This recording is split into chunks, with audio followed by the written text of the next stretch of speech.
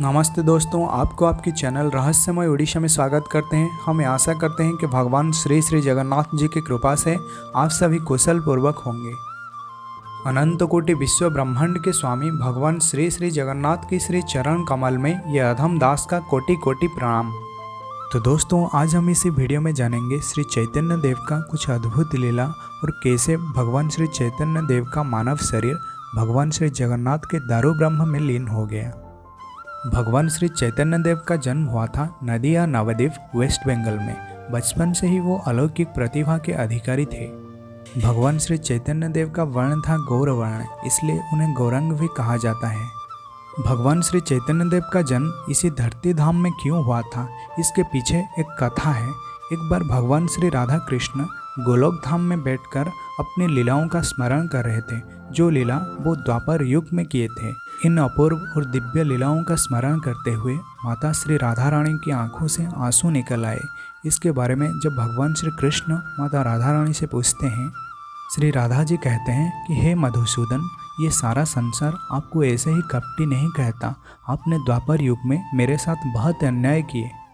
आपने मुझे यहाँ वृंदावन में अकेला छोड़कर अक्रूर जी के साथ मथुरा चले गए और फिर कभी ना लौटे।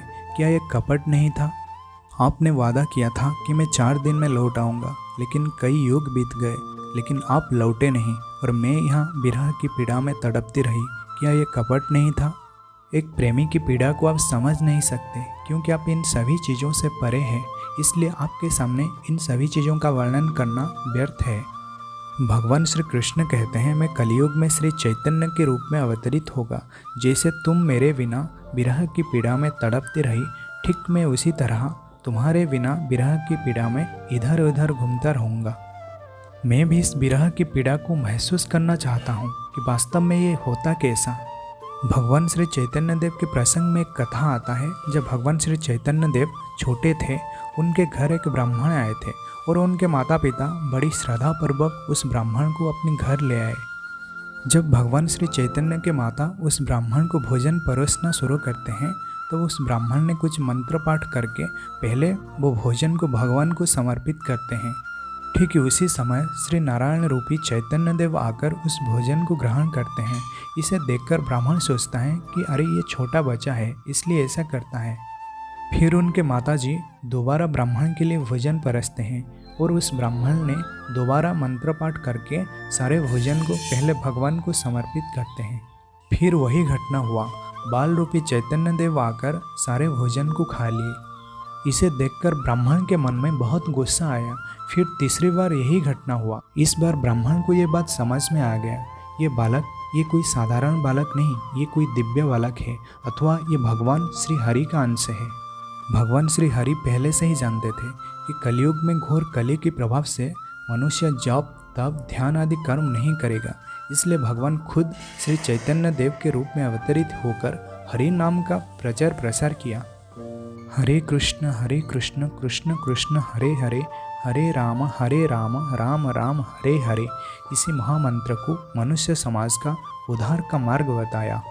भगवान श्री चैतन्य देव श्री जगन्नाथ जी से अत्यंत प्रेम करते थे और उनके मन में एक अभिलाषा था कि एक दिन पुरुषोत्तम धाम नीलाचल धाम जाकर भगवान श्री जगन्नाथ जी का दिव्य दर्शन करूं। जब पहली बार श्री चैतन्य देव भगवान श्री जगन्नाथ का दिव्य दर्शन किए, तो उनके दोनों हाथ को ऊपर खड़ा करके उन्मुक्त होकर नाचने लगे। और इसी विरल दृश्य को देखकर उनके चारों तरफ जितने भी भक्त जितने भी श्रद्धालु थे, उनका आश्चर्य का कोई सीमा नहीं रहा। इसी तरह उन्मुक्त होकर कई घंटों तक नाचने के बाद वो बेहोश होकर नीचे गिर पड़े।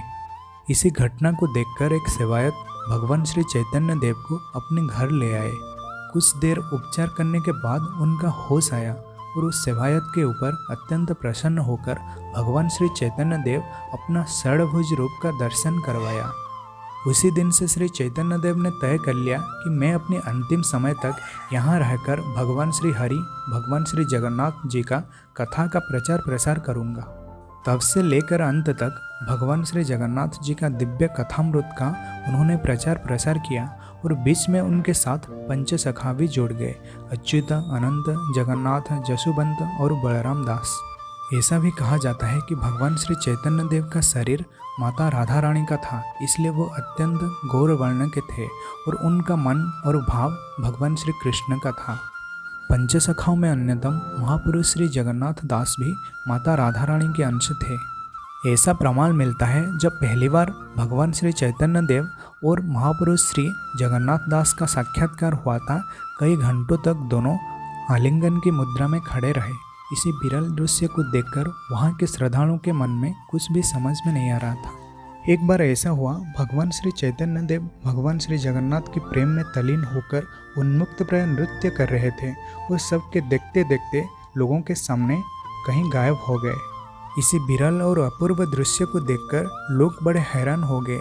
उनका आश्चर्य का कोई सीमा नहीं रहा। उन्होंने ऐसा सोचा कि ऐसा कैसे हो सकता है कि एक इंसान सभी के देखते देखते कहीं गायब हो जाए, अदृश्य हो जाए। रात को भगवान श्री जगन्नाथ जी स्वप्न में आकर एक सेवायत से कहा कि तुम इसके बारे में चिंतित मत हो। मेरा ही अंश जो श्री चैतन्य देव के रूप में अवतरित हुआ था वो मेरे ही शरीर में लीन हो गया। तो दोस्तों, भगवान श्री चैतन्य देव का प्रेम कुछ ऐसा ही था जो बड़ा ही अद्भुत और दिव्य। तो दोस्तों, इसी वीडियो में बस इतना ही है। आप सभी को जय जगन्नाथ, जय पंचसखा, जय उड़ीसा, जय भारत।